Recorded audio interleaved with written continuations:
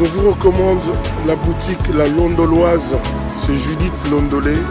Si vous voulez être classe, chic, être habillé, être admiré. Parole de Mopao Mokonzi.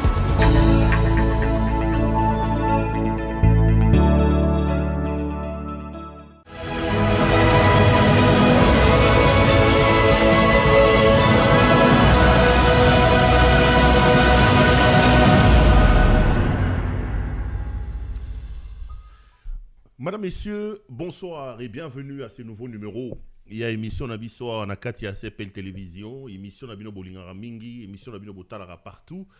Nazane Sengwe Belé, Yaroeba Keboza, tellement nombreux, Bolandara Biso, Pe Bolingara Maramuto Salara.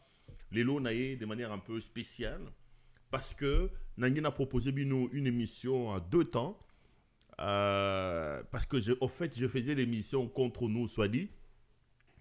On a vu Sorex Kazadi, je vais en parler avant de Rokotisae, mais nous avons eu quelques petits problèmes techniques notamment et permettre que Teto continue. Mais j'ai trouvé que la trentaine de minutes au Salaki Naye, c'était tellement bon que j'ai décidé de l'intégrer donc dans le cadre de l'émission ou d'écrit information pour que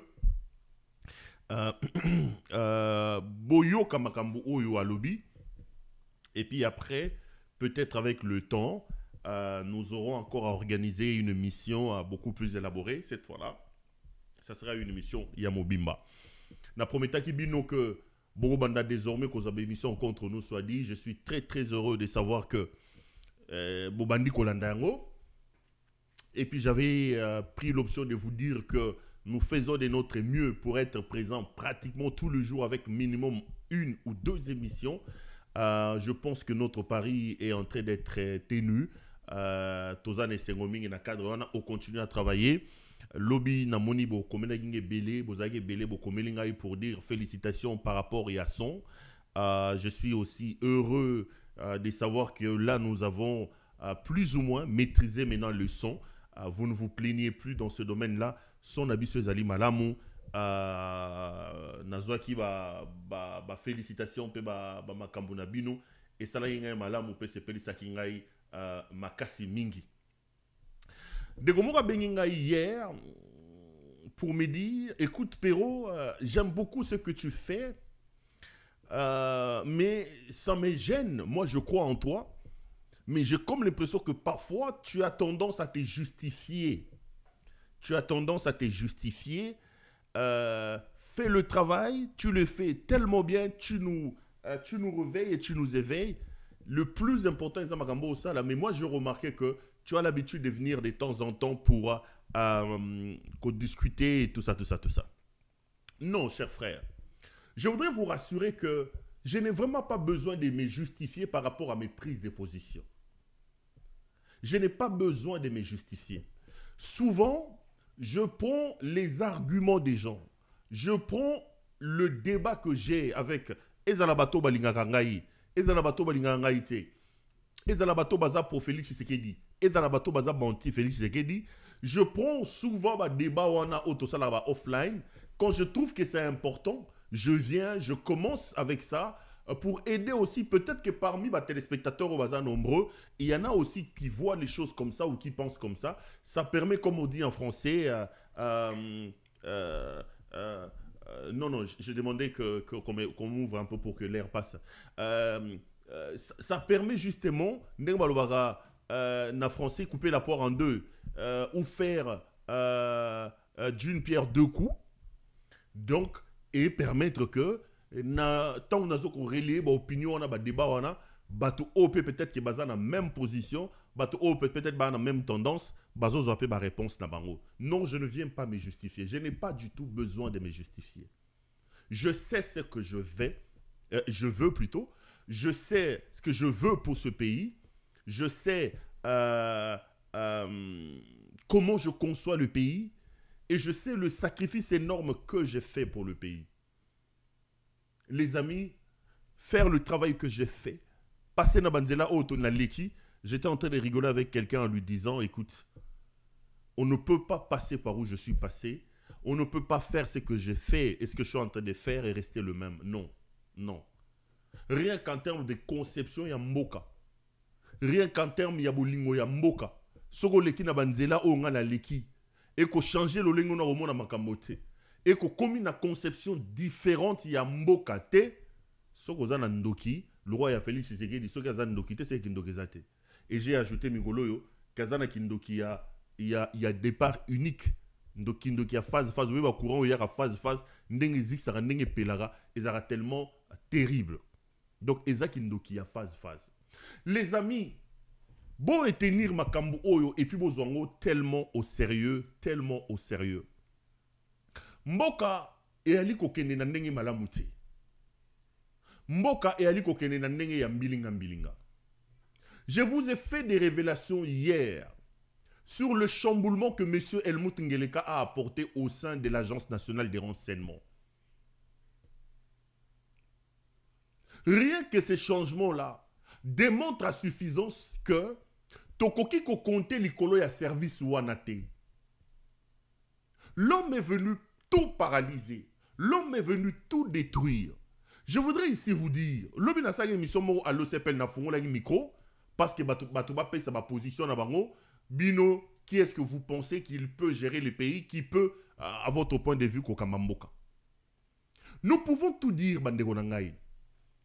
Otozo vivre, Eza Fotia Kabila, Kabila Moutaïba qui fayoulou, résultat naye, Kabila Mouta imposa, Moutali Boma Otoza naye, El Moutingeleka, tout ça. Mais force est quand même de constater que Kabila là, peut-être qu'on ne le concevait pas bien, ou aussi c'est de sa faute qu'il ne se vendait pas bien. Reconnaissons quand même que là où Kabila a laissé le pays, et si Katoza Lelo, Tozongi à 100 000 km par rapport à Sika Kabila Atika Kiango. Je ne veux pas dire ici que Kabila était un bon président. Non. Je ne fais pas l'apologie de Kabila. La personne qui fait l'apologie de Kabila aujourd'hui dans ce pays s'appelle Félix Antoine Tshisekedi Tshilombo. La personne qui a remis Joseph Kabila sur la scène, c'est Félix Tshisekedi Tshilombo. La personne qui a béatifié Kabila, nous en parlons comme si on est amnésique. Les amis, n'oublions quand même pas qu'au soir de sa vie, de son mandat, de son pouvoir, Kabila c'était un homme honni. À raison ou à tort, là n'est pas le problème. Hippolyte Kadambe, Rwandais, à Bomamboka, à Salaboy. Félix Tshisekedi, quand il prend le pouvoir, il trouve un pays entier. Il trouve un désamour, un désaveu total que la population avait déjà sur, ou plutôt contre son prédécesseur. L'homme n'avait qu'à surfer sur cette vague-là. Et moi, ce que je lui reproche, c'est ceci. J'ai dit toujours aux gens, si Félix est incompétent comme il est aujourd'hui, il est inintelligent comme il est aujourd'hui, il aurait pu nous laisser là où Kabila nous a laissé. J'aurais voulu que Félix tout stagné, quoi. Donc, ce qui a ça la plus, c'est à maintenir les fusques au Kabila Salaki. À maintenir en gros. Mais bandeko, les boulou oyo el mutengeleka timoli lelo na mboka, c'est incroyable. C'est incroyable. Sous Kabila que nous avons vomi, que nous avons traité des Rwandais, les institutions de la République existaient.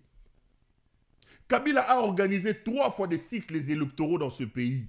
Il avait le contrôle de la CENI, il avait le contrôle de l'armée, il avait le contrôle de la police. Il ne s'est jamais octroyé 400 députés comme nous en avons aujourd'hui. Regardez tous les cycles électoraux organisés par Kabila. L'opposition avait toujours plus d'une centaine de députés. Est-ce que Félix avait besoin d'avoir 470 députés quand on sait que la majorité absolue, c'est la moitié plus 1. Donc avec 251 députés, le type avait déjà la majorité. Même pour nous ça semblant. Mais regardez ce qu'il a fait. Il est allé s'octroyer 470 députés. Pour la plupart, Balouba. Dans un braquage électoral hors pair.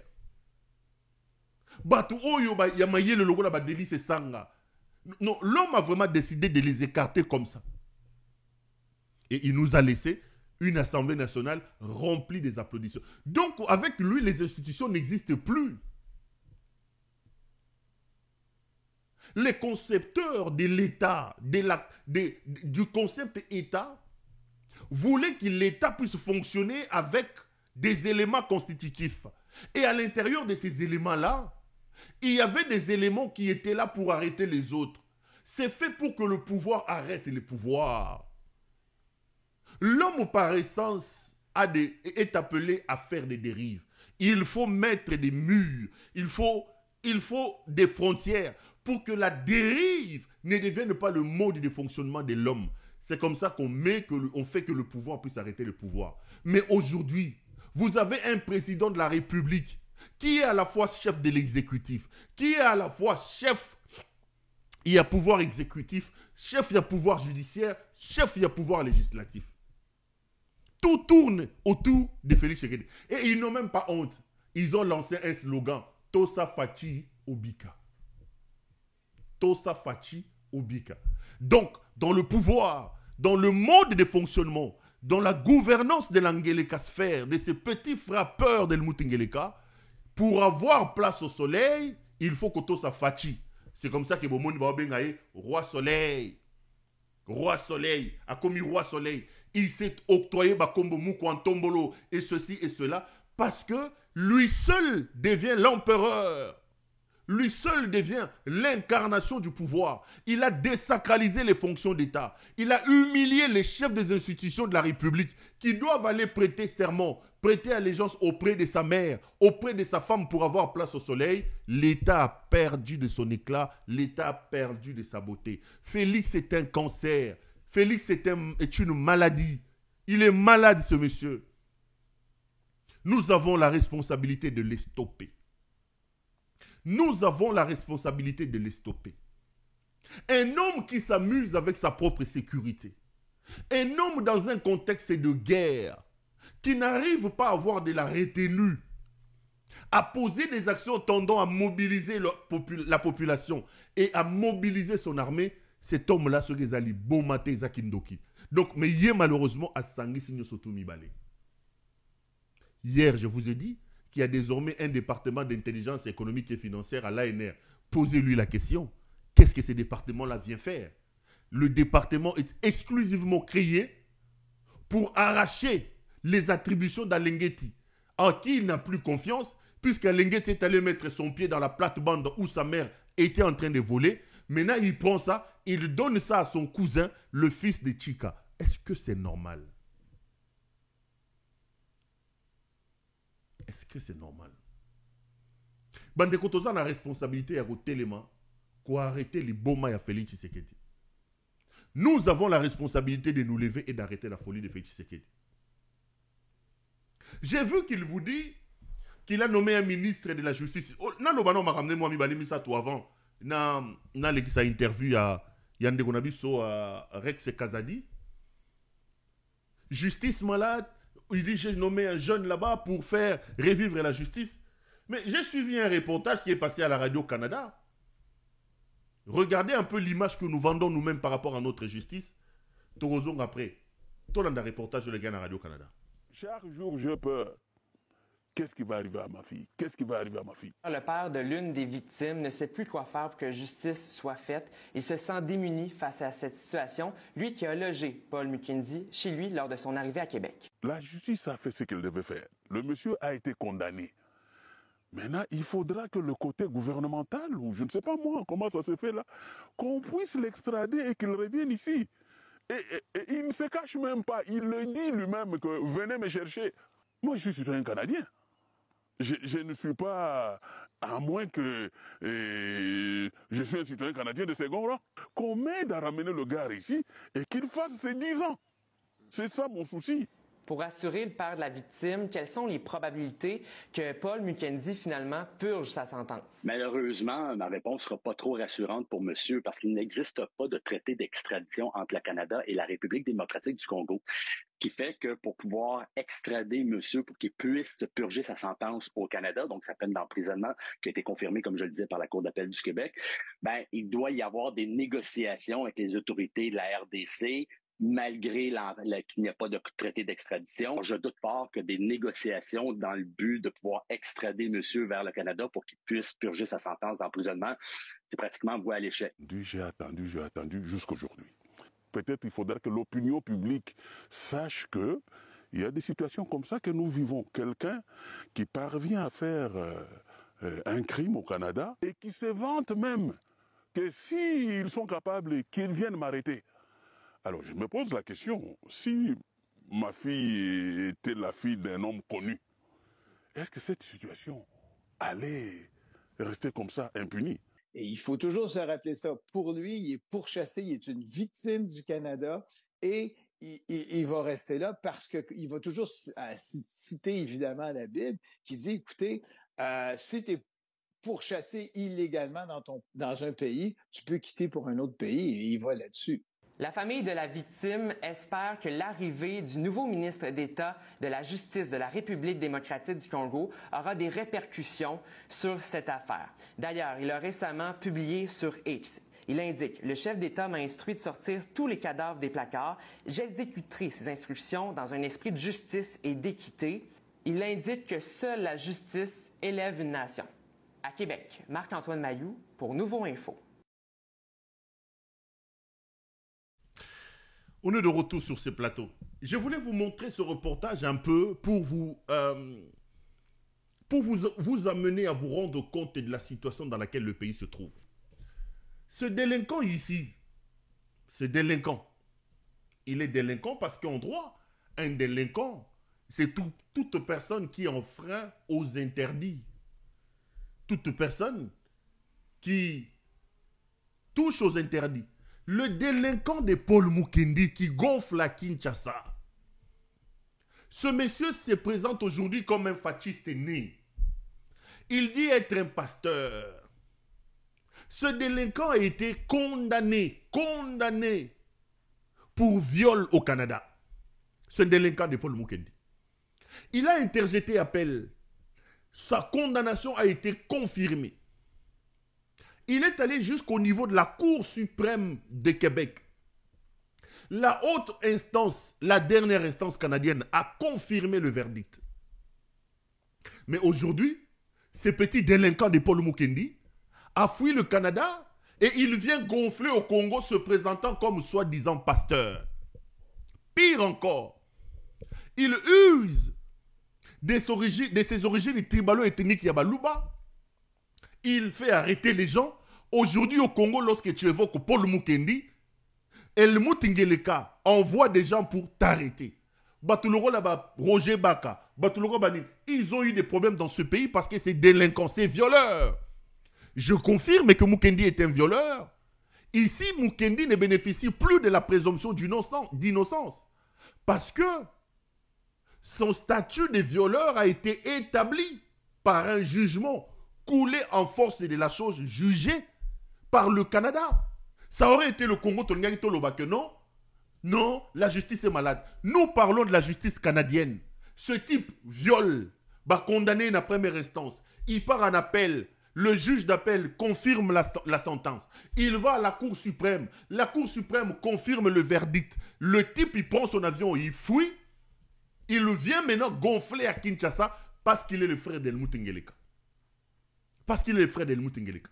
Et c'est lui qui, aujourd'hui, gonfle, il devient Tshisekedi. Monsieur Mukendi Paul, coupez cet extrait envoyé à ces délinquants de Paul Mukendi. Ces violeurs, faux pasteurs. Dites à ces délinquants de Paul Mukendi, Ngeleka n'est pas éternel. Continue à le soutenir. Continue à embêter les gens. Mais retiens, monsieur le violeur Paul Mukendi, que lorsque nous allons libérer le pays, parmi les premières décisions que nous prendrons, c'est celle de te prendre et de t'extrader vers le Canada. Il doit aller purger ses 15 ans ou ses 10 ans de prison au Canada. C'est un petit bandit, un violeur. Maintenant, il veut se cacher sur les histoires de « Oh non, non, j'ai parlé des homosexuels. J'ai parlé des homosexuels. » Comme s'il est le seul pasteur à parler de... Non, le problème, ce n'est pas le fait de prêcher contre l'homosexualité. Le problème, c'est que monsieur est un violeur. Il a violé. Et en tant que tel, le Congo doit prendre ses responsabilités. Le Congo doit prendre ses responsabilités. Au besoin de ne pas l'extrader, mais demander à Paul Mukendi alors de faire sa prison dans son pays. On peut négocier avec la justice canadienne. Si le Congo ne peut pas extrader un de ses citoyens, le Congo peut amener son citoyen à purger sa peine dans son pays. Au Congo, on a élimité Siniake Royer. Oh, lutte contre les violences sexuelles. Lutte contre... Maman élimité Siniake Rouangeleka. Bourse Academia, Bourse Boy, le violeur que vous gardez au pays, ce délinquant de Paul Mukendi, ce bandit de Paul Mukendi, violeur condamné comme tel. Vous allez au Bombaye na Congo parce que soi-disant Azali Moulouba. Parce qu'Azali Moulouba, ce n'est pas du tout normal les amis. Mukendi, Tshisekediste, néo-Tshisekediste, parce que c'est Tshisekedi qui l'a aidé à fuir le Canada. Parce que c'est Tshisekedi qui cache ses violeurs, donne une très mauvaise image de notre pays. Nous sommes un pays en guerre. Nous avons nos filles, nous avons nos femmes, nous avons nos mères, nous avons nos enfants qui sont violés tous les jours. Nous nous battons contre des personnes qui utilisent le viol comme arme de guerre. Mais quelle est l'image que nous donnons à la face du monde lorsque nous prenons ces délinquants, ces violeurs de Paul Mukendi, que nous gardons chez nous, il vient, il gonfle, il bombe. A comme il y a garde républicaine, il roule avec un cortège plein de gardes républicaines seulement parce qu'à Zamoulouba. C'est type ici, c'est violeur. Seulement parce qu'à Zamoulouba. Non. Ngeleka n'est pas éternel. Monsieur le délinquant Paul Mukendi, continue à soutenir Ngeleka. Tchama Kelele, appelle les gens à soutenir Ngeleka. Nous finirons, nous, les amoureux du Congo, les consciencieux du Congo, nous finirons par libérer ce pays. Et nous allons entrer dans les placards, puisque vous avez dit que beaucoup font dans les placards, les vrais placards. Excusez-moi, les vrais placards. Et vous serez pris au Kendogo, comme ça la prison na Canada, parce qu'on ne peut nullement accepter ce genre de situation. Ceci m'amène à ouvrir le débat sur ces histoires d'église. Ils viennent donc vous dire, non, Pero Basimba Bakisi. Les amis, ce n'est pas normal ce qui se passe avec les églises au Congo. Paul Kagame vient de fermer 5000 églises dans son pays. Faites un tour au Rwanda. Vous allez l'aimer ou vous n'allez pas l'aimer. Tokopoussa na pembe na Rwanda te. En termes de position de l'État, en termes de l'autorité de l'État, en termes des infrastructures, en termes d'organisation, en termes de paix. Tokopoussa na te. Kunanzamba Zalakate. Vous avez un président de la République qui paraît un peu... on dirait moi trisomique, on dirait moi... Je vous ai posé la question hier. Dites-moi qu'est-ce que vous pensez de Sengeleka. Quand vous le regardez un peu... Il faut qu'on commence à faire des... On doit de temps en temps commencer à faire de... Il faut tout ça un examen psychiatrique à diriger Bissot. Botala Moutou Angeleka comme si c'est quelqu'un qui a la trisomie, comme si c'est quelqu'un qui a des problèmes psychiatriques. Botala banana mi balé baza pembeni yaye, mais botala Moutou na yendenge zali. Donc rien que par la tête vous vous dites mais est-ce que c'est type psychiatriquement bien constitué? Et les églises deviennent des histoires de distraction, en train de courir derrière les hommes politiques, en train de courir derrière des chefs des institutions. Bazu bateki molimo, balongoli soni, bazasu basali anzamba malongate. Tout ce qu'ils veulent, c'est avoir de l'argent. Nous devons nous poser des questions sur le rôle de ces églises-là. Je ne dis pas que Dieu n'existe pas. Je sais que le Congo est un État laïque. Je sais que la liberté des cultes existe dans ce pays, consacrée dans la Constitution. Chacun de nous a le droit de professer sa foi. Je suis d'accord. Mais qu'est-ce que le rôle de l'État? Le rôle de l'État, c'est de réglementer les choses. Le rôle de l'État, c'est de mettre un cadre à l'intérieur duquel s'exercent les libertés des uns et des autres. Parce que si l'État ne met pas un cadre, ne définit pas correctement un cadre à l'intérieur duquel les exercices des libertés doivent se manifester, ça ne sera plus de la liberté, mais ça devient de libertinage. Prions. Oh, il est commis. Ngai na moni na bon marché. J'ai de très bons rapports avec le pasteur Kabundi Walesa. Je connais le pasteur Kabundi Walesa. Erwana Zosamboena na côté alimité Funa. Quand il a commencé son église, na bon marché, j'étais là. Mais aujourd'hui, j'ai pitié à wana. L'église déborde quand il y a culte. Les cultes prennent toute l'avenue. Moutako kotate, moutako lekate. Ce qui bokeh on n'a pas Mukuna. Mukuna d'ailleurs, lui, il a pris école, là où il y avait l'école. Papa Wanandumba Mukuna. Foyer social Yabanda lui avait une école. Mukuna a construit une église dans une concession d'école. C'est inconcevable. Quand il commence ses prières, Moutou Kerolekate a venu Mavungu bloqué. Comment on peut avoir une église après chaque 2 mètres? Et puis les églises, ils prennent, bafle, tourner l'ibanda, ils vont me dire, bon, tu parles des églises, pourquoi tu ne parles pas des bars? C'est la même chose. Quelle est l'école Saint-Jean à Bandal? Bana Bandal Bayebi. École les huit, tout au long il y a école, babimisi ba terrasse. Bazu ba terrasse, na ba nganda malewa. Ba tsali tali banganda na bango malewa terrasse, tout au long il y a école. Donc ma télé les terrasses, moi incroyable. À un moment donné tout ça quand même batou ko bande konangai. Oui aux églises, oui à la profession de la foi. Oui à la liberté des cultes, mais l'État doit jouer son rôle. Le rôle de l'État, c'est de fixer le cadre. Cadre au-delà duquel, quel que soit ce que l'on fait, quel que soit son statut, quelles que soient ses fonctions, l'on ne peut pas aller au-delà.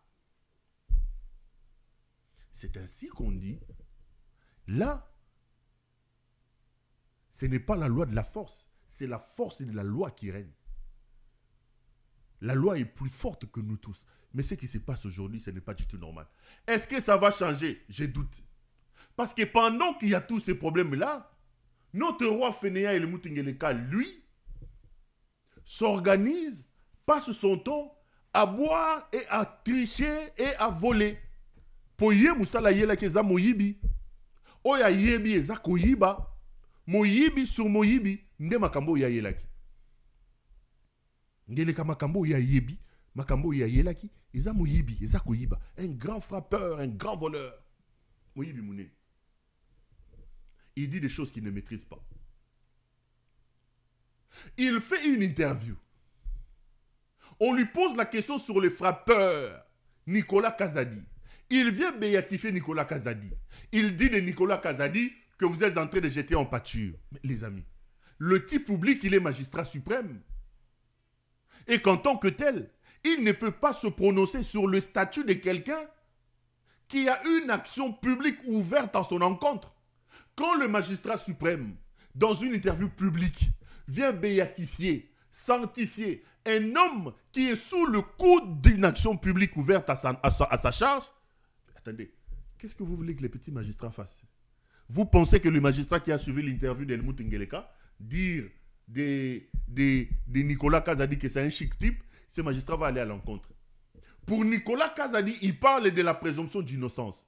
Mais pour Kabila, il avance des choses, il avance des noms, sans pour autant lui appliquer aussi le régime de la présomption d'innocence.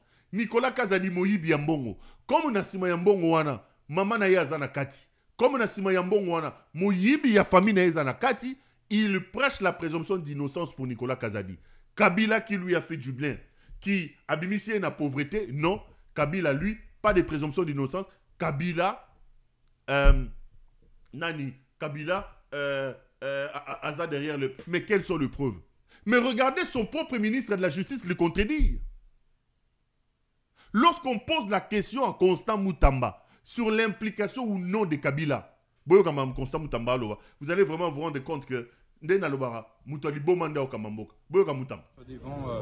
l'auditorat général ou l'auditorat supérieur ici à Kinshasa pour évidemment justifier leur accointance avec les régimes sanguinaires de Kigali, mais aussi et surtout avec le groupe terroriste du M23 et AFC.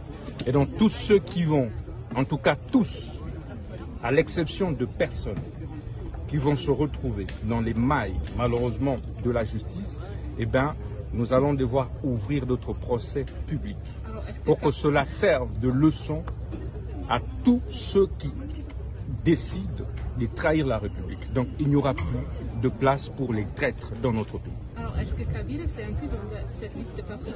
Ben, écoutez, on ne sert pas la République en citant les noms des citoyens.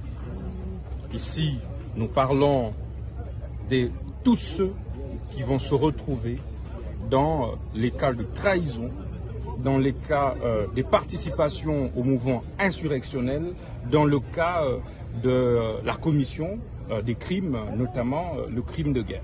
Donc tous ceux qui sont en lien avec aussi bien le Rwanda, les pays agresseurs, avec le mouvement terroriste M23 vont devoir dans les jours qui viennent être évidemment poursuivis par la justice militaire congolaise.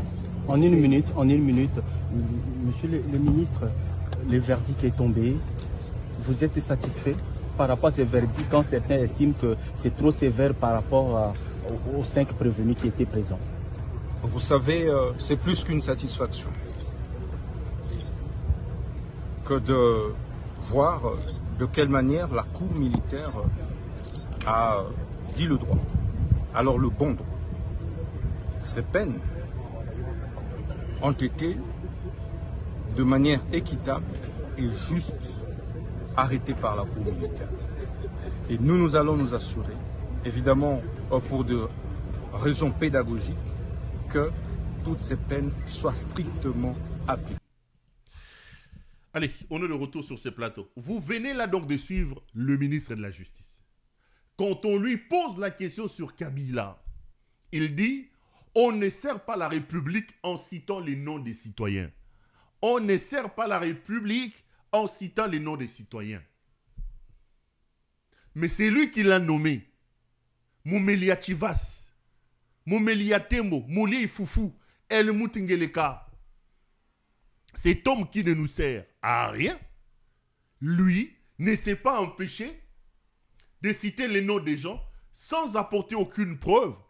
Et leur conséquence aussi, c'est laquelle? Regardez un peu le théâtre que ces gens font.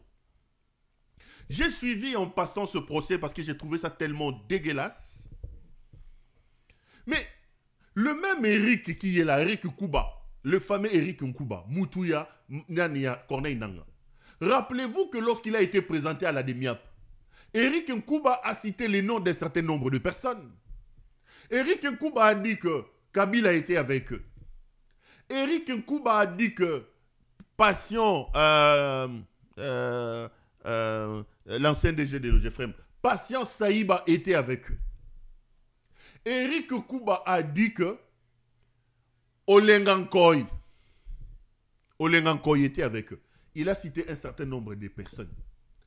Mais regardez, ils en ont fait leur, je ne sais pas moi, cheval de bataille pour crier, mais qu'est-ce que le ministère public, l'auditeur, a fait de toutes personnes-là qui ont été citées? Même pas une simple convocation. Ça veut dire quoi? Donc, la DEMIAP, avec à sa tête un bandit, l'assassin Christian Ndaiwel, a organisé les choses. Il a pris les noms des gens, il a mis dans les bouches d'Eric Nkouba. On amène Nkouba devant la justice. Nkouba est incapable de réciter ces mêmes noms.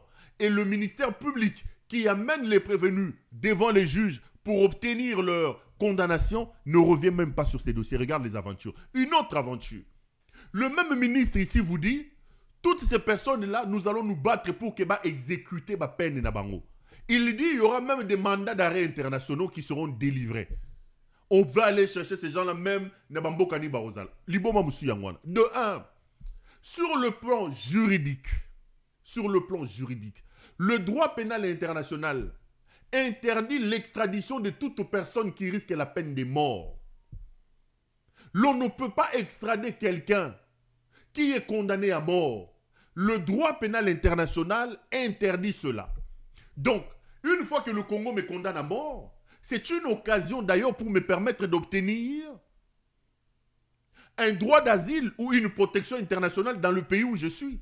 Parce que le droit pénal international stipule clairement que l'on ne peut pas extrader quelqu'un qui risque la mort. Mais vous condamnez des gens à mort. Vous les condamnez à mort, mais vous dites que vous allez demander des mandats. Quel est ce pays qui va vous extrader quelqu'un qui risque la mort, qui a la peine de mort déjà prononcée dans votre pays? Ça va être très compliqué. Deuxième élément. Lorsque nous lisons la Constitution de la République, notamment l'article 61 ou 64, la Constitution de la République consacre le droit à la vie. La Constitution définit clairement que nul n'a le droit d'ôter la vie à autrui, ni en période de guerre, ni en période de ceci. Donc l'État elle-même ne peut pas se contredire en prononçant des peines de mort dès lors que sa constitution, qui est la loi suprême au niveau du droit positif congolais à l'heure où nous parlons, l'on ne peut pas faire appliquer les peines. C'est comme ça que j'ai rigolé. En réalité, lorsque Félix Tshisekedi a dit qu'il a levé les moratoires contre la peine de mort, on a dit voilà. Foufou Amoto. Il raconte sa vie. Il maîtrise rien, il comprend rien. Il vient raconter sa vie. Autre chose, lorsque vous dites que nous allons émettre des mandats, mais ça c'est encore une autre aberration. Comment pouvez-vous émettre des mandats d'arrêt internationaux pour des personnes qui se trouvent sur le sol congolais? Nanga, Adan Chalo, Yannick Chisola, Kaj Fani, tous ils sont à Rutshuru ici. Ceux qui bozami Bali, allez les arrêter à Rutshuru. Est-ce qu'on a besoin... Mais le mandat d'amener ou le mandat d'arrêt international que vous allez délivrer, quelle est l'autorité compétente du pays qui va aller arrêter Corneille Nanga se trouvant sur son propre sol? Le Nanga est au Congo. Il revient donc à la République démocratique du Congo, à l'État congolais, de se montrer fort et d'aller arrêter Nanga là-bas. Quelqu'un qui est sur le sol congolais, vous dites que vous allez envoyer des gens, vous allez envoyer des mandats d'arrêt, ceux qui sont internationaux, pour Bakangabango, alors qu'ils sont sur votre territoire. Voilà la folie de Helmut Ngeleka. Voilà la folie de Helmut Ngeleka. Il est avec des grands bandits, des grands rebelles locaux, la Jean-Pierre Bemba. Bemba qui a tué les gens. Bemba lié à Pygmée, à Boma Batou. Il a participé au massacre de Kisangani. Il a ouvert nos frontières pour que l'Ouganda vienne faire n'importe quoi. Mais même à cette époque-là, on n'avait jamais condamné Jean-Pierre Bemba comme ça, dans un procès expéditif. Ça, c'est la peur. Il trouve un moyen pour détourner l'attention. L'attention, c'est que Bazoko Beta Bisso, on est en train de nous gifler comme disait Kofi Olomide. Bozo Minduki, Bino Boloba qui l'armée monte en puissance, allez récupérer ces villes-là, allez récupérer ces localités-là, parce que vous êtes soi-disant des hommes forts. Bola Kisamaka Sinabino. Ça ne sert à rien de venir gonfler ici et en distrayant l'opinion, soi-disant non, non. Bokende kobundande kuna. Bokende kobunda Corneille nangana batune bazana Rutshuru. Bokende kosobango na Rutshuru. Le pays va très mal. La folie s'exprime chaque matin, chaque jour. Nous avons la responsabilité, les amis. Nous avons la responsabilité d'arrêter ces fous d'Helmut Ngeleka et tous les hommes qui l'accompagnent. S'il nous reste encore un peu d'amour pour ce pays, arrêtons Ngeleka dans sa folie. Si nous ne le faisons pas, nous n'aurons que nos yeux pour pleurer, les amis. Nous n'aurons que nos yeux pour pleurer. Nous n'aurons que nos yeux pour pleurer. Je vais d'ailleurs préparer, au lieu d'amener cet élément-là pour un autre montage, je les mets carrément ici, comme ça, je fais... ça va vous permettre de suivre notre ami... ça va vous permettre de suivre notre ami Rex Kazadi, parce que je vous avais promis de les suivre. Est-ce que j'ai mis ça? Il est là, ok. Donc, nous avons la responsabilité, les amis, d'arrêter la folie d'Helmut Ngeleka. Nous avons la responsabilité d'arrêter la folie d'Helmut Ngeleka. Papa, maman, et si nous sommes Zali, il faut que Bolingwa Congo et Mataliko Nabiso. Bon, je vais vous laisser quand même suivre l'interview de Rex Kazadi. C'est important cette interview, parce que ceux qui savent, pendant la campagne électorale, j'ai dit des choses sur Rex Kazadi, et je l'ai vu aussi répondre d'une certaine manière. Ça, c'est la preuve que je suis journaliste. C'est comme ça que je dis toujours. Je ne fais que mon travail. Journaliste, politicien, donc là, j'ai fait une interview d'environ 30 minutes avec Rex Kazadi, que je trouvais quand même assez réfléchi. Hein. C'est la première émission que j'ai fait avec lui, mais je pense que ça ne sera pas la dernière. Je vous propose de les suivre. Moi, je vous retrouve demain pour un autre numéro de nos émissions. Suivez M. Rex Kazadi et retrouvons-nous demain. Tolana Rex Kazadi.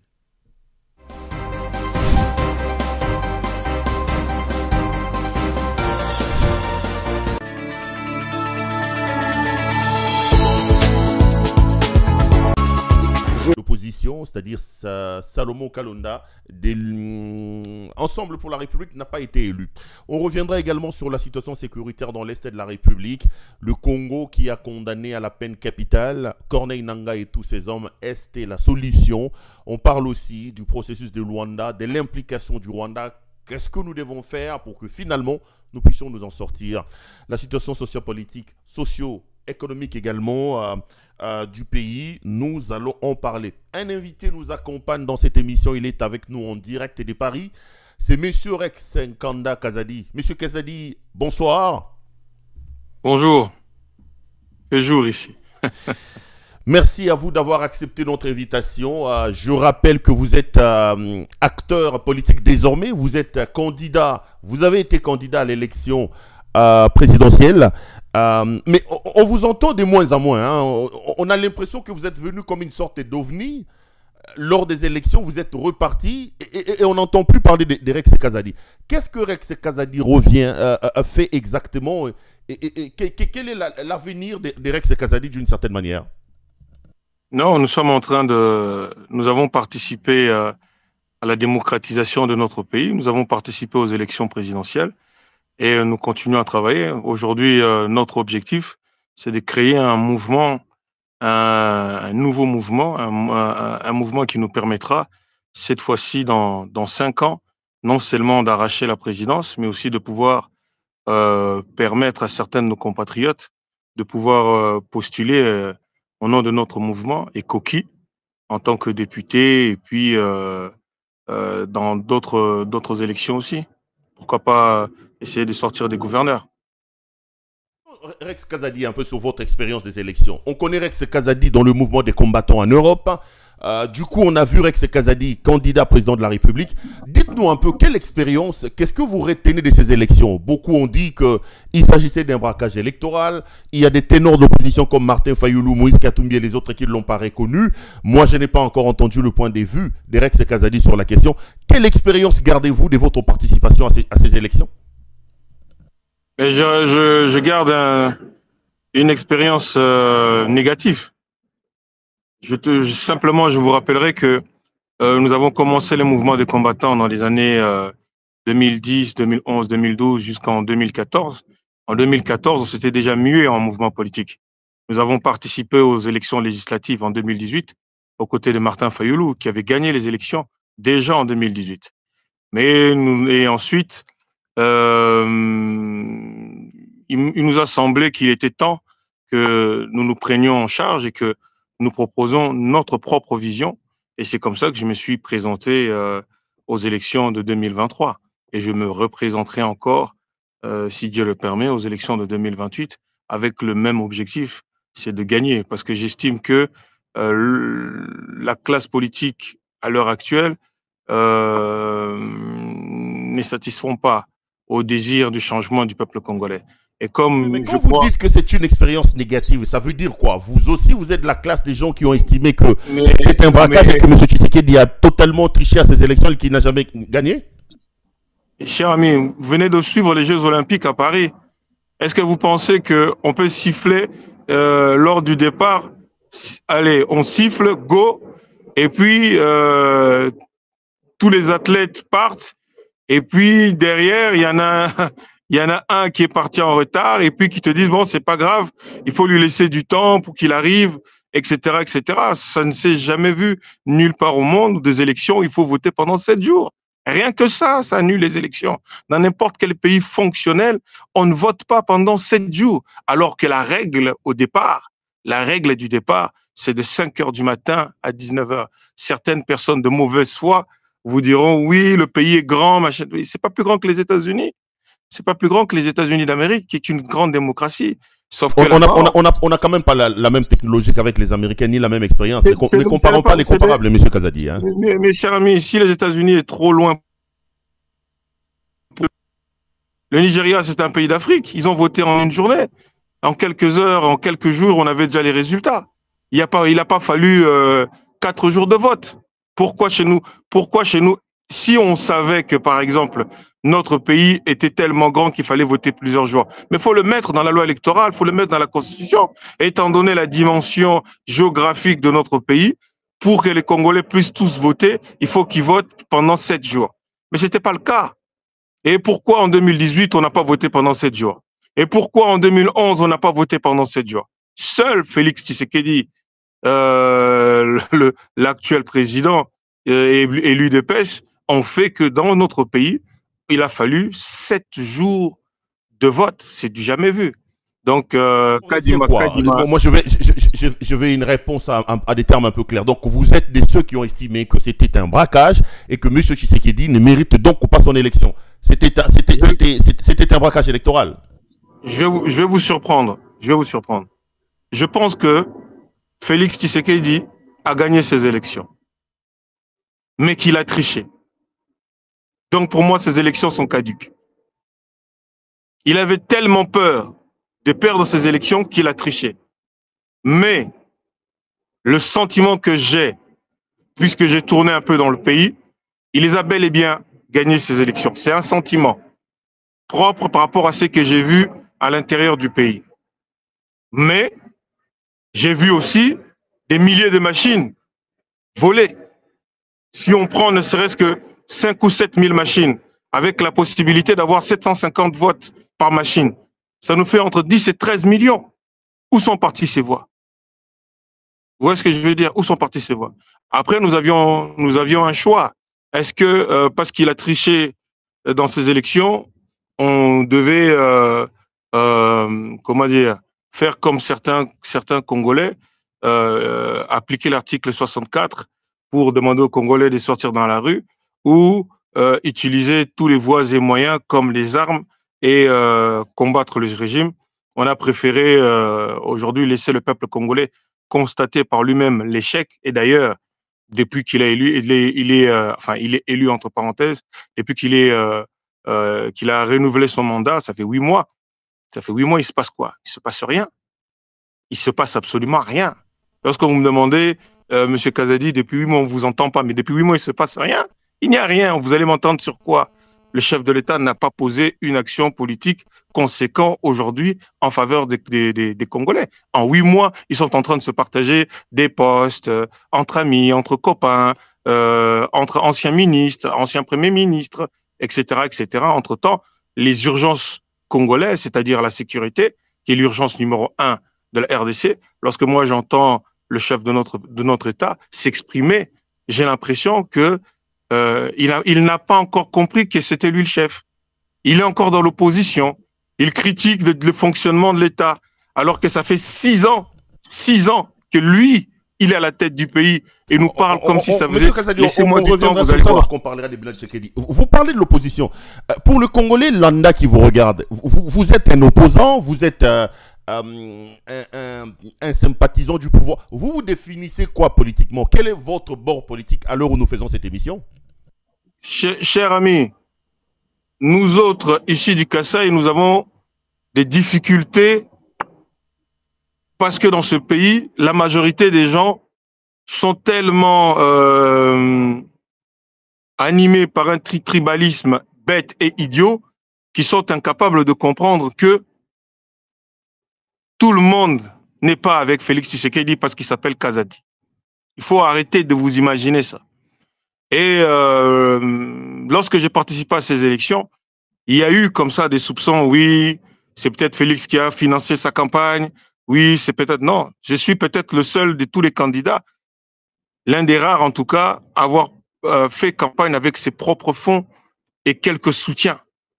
Point. Je n'ai pas pris l'argent de l'État congolais. On ne m'a pas donné l'argent par l'État congolais. Vous êtes dans l'opposition ou vous développez un... La question, elle est là. Vous êtes dans l'opposition. Quel est votre bord politique à l'heure où nous faisons cette émission, Monsieur Kazadi?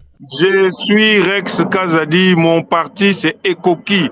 Je n'appartiens pas à cette classe politique pourrite que moi, je ne veux plus voir ni dans les institutions de mon pays, ni en train de gérer mon pays. C'est pour ça que je ne me mélange pas et je ne participe pas à tout ce que vous avez vu. L'homme que vous regardez en face de vous n'appartient pas à ce que vous connaissez. Non, mais, Je mais ne fais pas partie c'est de ça ceux que vous justement la connaissez. confusion de certaines personnes qui vous accusent d'essouffler les chauds et les froids. Vous dites-les clairement, vous Je êtes ne souffle, Kanda Kazadi. Vous refusez aujourd'hui je de ne vous souffle pas le présenter dans la chaud et les posture d'un froid. opposant à Tshisekedi, peut-être de par vos origines. Quelle est votre posture politique? Vous êtes proche du pouvoir ou vous êtes dans l'opposition? Vous êtes qui, Mais si j'étais proche Rex du Kazadi? pouvoir, mais si j'étais proche du pouvoir, je défendrais le chef de l'État. Est-ce que vous avez l'impression quand je vous parle que je défends le chef de l'État? Est-ce que vous avez l'impression que quand je m'exprime, je défends son bilan? Non, mais j'ai plutôt l'expression que Si. vous ne savez pas exactement où vous êtes exactement. Comment quelqu'un qui ne sait pas là où il C'est-à-dire se que trouve vous avez peut-il peut-être chercher à avoir la des confiance difficultés. de son peuple? Mais cher ami, il y a quand même une grande différence entre vous et moi. Moi, je n'ai pas besoin d'insulter la femme du chef de l'État ni sa mère pour montrer que je suis dans l'opposition. Ça, c'est votre truc, c'est pas le mien. Mais je suis opposant au régime et je suis parmi les grands opposants du régime. Mais je n'ai pas besoin, vous n'avez pas ni besoin de de dire ce que lui, vous avez dit pour ni sa répondre que femme, vous êtes opposant. pour, Ma question pour était de qu'on savoir sache si que vous êtes je suis un l'opposition. opposant. Je note que vous êtes dans l'opposition. On va continuer l'émission. Vous critiquez M. Tshisekedi parce que vous dites être de l'opposition.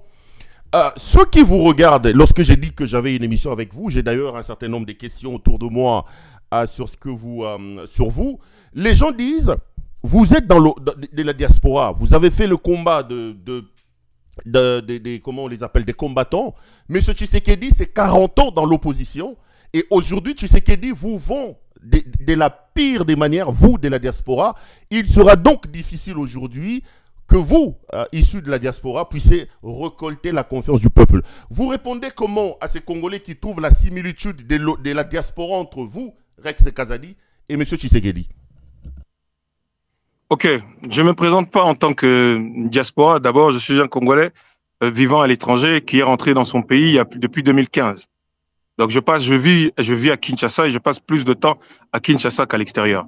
Mais évidemment, cette image, et là je suis d'accord avec vous, de cette diaspora, mais en fait, qui n'est en réalité pas véritablement une diaspora, c'est le chef de l'État qui est issu de la diaspora, mais qui a plutôt ramené quelques copains, quelques amis de Bruxelles qu'il a mis autour de lui.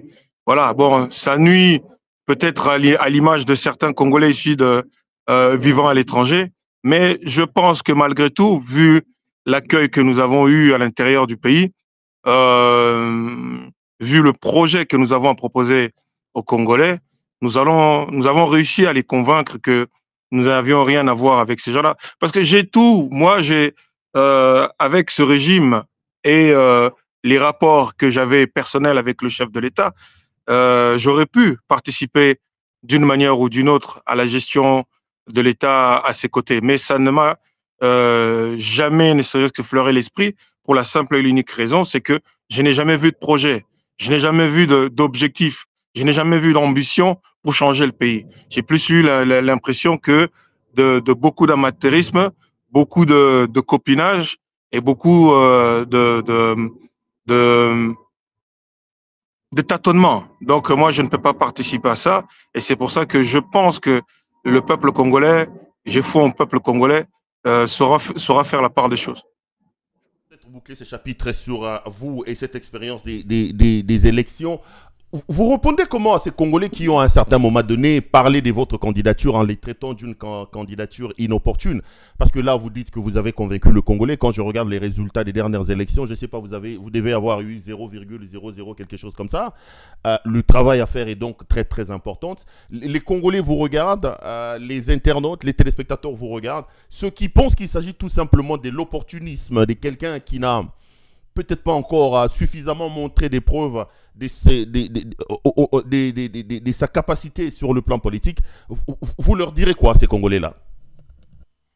C'est une excellente question, mais elle est un peu malvenue de la part de votre part, parce que vous êtes aussi un opposant à ce régime, et vous savez pertinemment que les résultats sortis des urnes. Je suis journaliste, je suis journaliste, je suis journaliste. Très bien, c'est excellent. Je prends je vais vous citer en tant que journaliste, et en tant que journaliste, vous avez, je pense, puisque vous avez décrié la triche dans ce pays, moi aussi, je vous lis, et je suis un peu les postes que vous balancez. Vous avez décrié les tricheries de ce régime, donc vous ne pouvez pas me poser la question sur quelle est véritablement ma valeur électorale basant sur des faux résultats. Personne ne sait exactement si je ne suis pas celui qui a gagné les élections. Personne ne le sait, étant donné que le régime a triché. Donc moi, je ne veux pas me baser sur les résultats de Kadima pour dire si je suis reconnu par le peuple ou pas.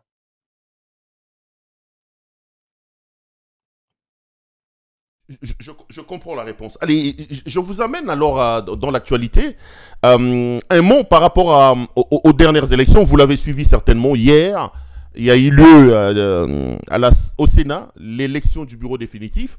Le ticket pratiquement de la majorité a gagné. Vous avez comme président Samalou Kondé, le seul poste de l'opposition où Moïse Katumbi avait envoyé son poulain, Salomon Idi Kalonda. Ils ont totalement échoué.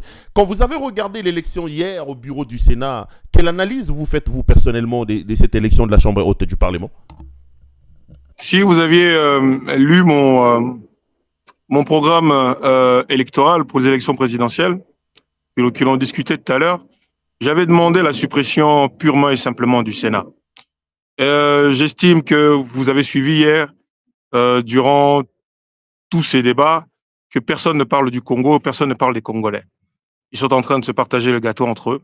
Donc, j'ai pas de commentaires à faire lorsque je vois cette classe politique médiocre. Je ne les regarde pas, ils ne m'intéressent pas. Ce qu'ils font ne m'intéresse aucunement. Moi, je m'intéresse aux Congolais et au peuple congolais seulement et à l'avenir de nos enfants.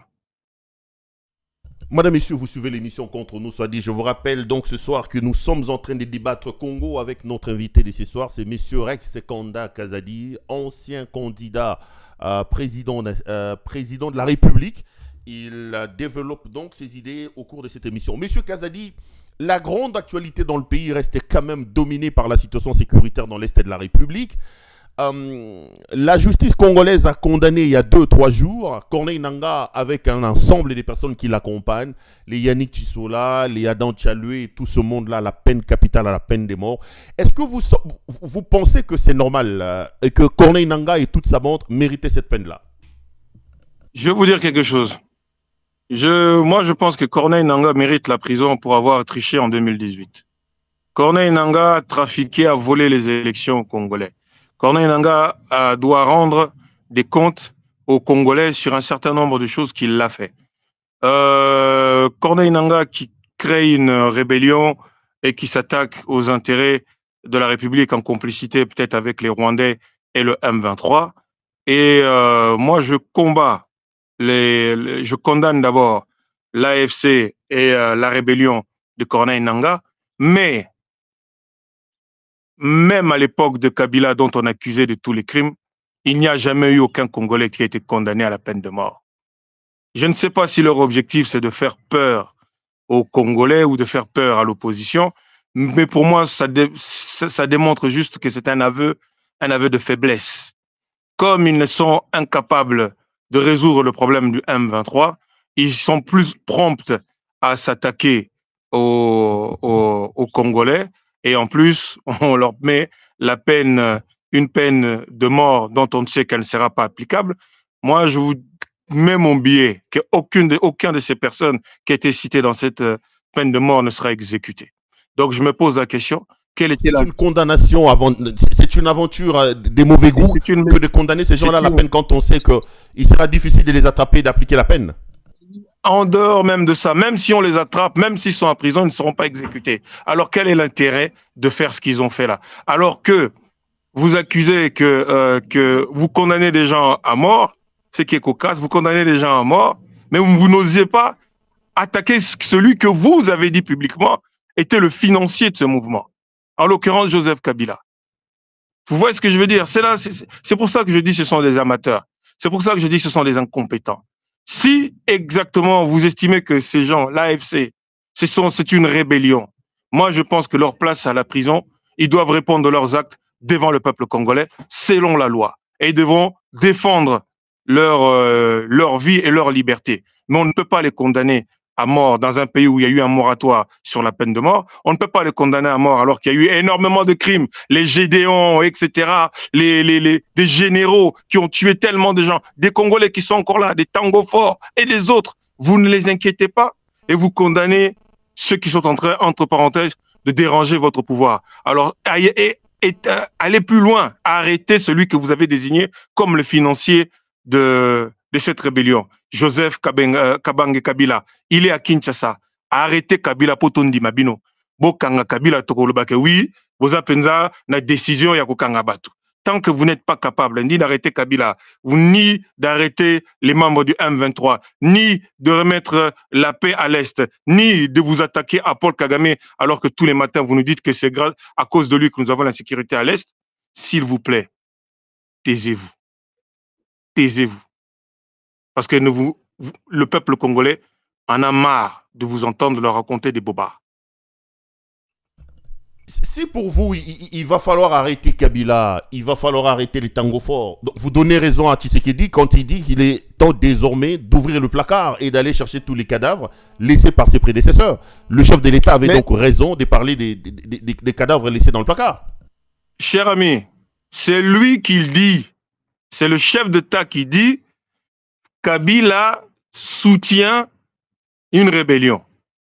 Alors, si Kabila soutient une rébellion, il est normal que la justice congolaise l'interpelle et lui pose des questions sur ce soutien. Ça veut dire qu'un chef de l'État, lorsqu'il se permet de parler, c'est qu'il a suffisamment d'éléments nécessaires pour faire arrêter Kabila. Et en plus, il nous a envoyé son ministre Tito Jackson, vous comprendrez à qui je fais allusion, pour soi-disant faire le ménage et sortir des cadavres des placards. Non, je ne comprends pas. Tito Jackson, c'est qui? Vous parlez de Constant Moutamba? C'est lui que vous appelez Tito Jackson?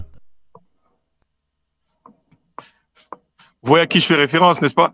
Non, pas du tout. Je n'ai pas envie d'insinuer. Vous parlez de qui? Tito Jackson, c'est le ministre de la Défense ou c'est plutôt le ministre de la Justice, Constant Moutamba? C'est le seul membre de Jackson 5 qui nous reste en 2024. Vous faites allusion à la coupe à sa coiffure. Vous voulez parler de... Je lui donnerai un conseil. Il a 35 ans, qu'il vive comme les gens de son âge. Ça serait déjà une bonne chose. Vous pensez qu'il vit de manière vieillot? C'est pas quelqu'un qui est dans son temps? Ni dans sa manière de fonctionner, ni dans sa manière de se présenter aux Congolais. Mais bon, c'est plus une boutade qu'autre chose. Revenons sur l'actualité. Vous parliez de Kabila. Pour vous, vous aimeriez voir la preuve de la bravoure, de la vaillance de ce régime par l'arrestation de Kabila, si je comprends bien. Lorsque vous accusez quelqu'un, allez jusqu'au bout. Ne vous arrêtez pas. Ils ont dit qu'ils allaient faire le ménage. Ils ont dit qu'ils allaient faire le ménage, qu'ils allaient arrêter des gens. Ils ont dit qu'ils allaient mettre des gens en prison, que c'était fini l'impunité, etc., etc. Lorsqu'on lui parle des millions et des milliards qui est volé dans notre pays, il nous dit non, présomption d'innocence, ce sont des pères de famille. Ok. Est-ce que lorsque vous parlez de Kabila et que vous dites que c'est lui qui finance, est-ce que vous respectez sa présomption d'innocence? Est-ce que vous respectez la présomption d'innocence de Joseph Kabila quand vous le mettez dans la vindicte populaire? Cher ami, j'ai plus de batterie, ça peut couper d'une minute à l'autre. Il me faudra au moins 10 minutes à 15 minutes pour recharger le téléphone.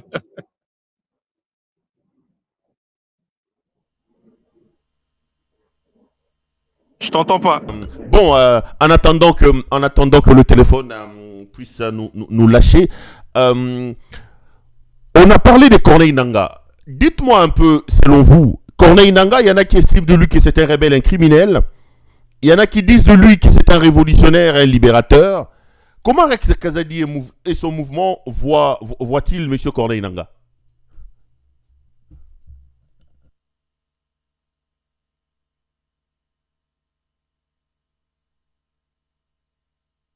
Allez, malheureusement, je pense qu'on a un problème. M. Kazadi a un problème de sa batterie. J'espère qu'il nous reviendra vite. Il est temps pour lui de recharger sa batterie. Merci à vous de nous avoir suivis. Je vous laisse donc en suspense. Il est temps de le retrouver pour continuer peut-être cette émission ou le retrouver lors du prochain numéro. Grand merci à vous de nous avoir suivis et bonsoir chez vous. À la prochaine.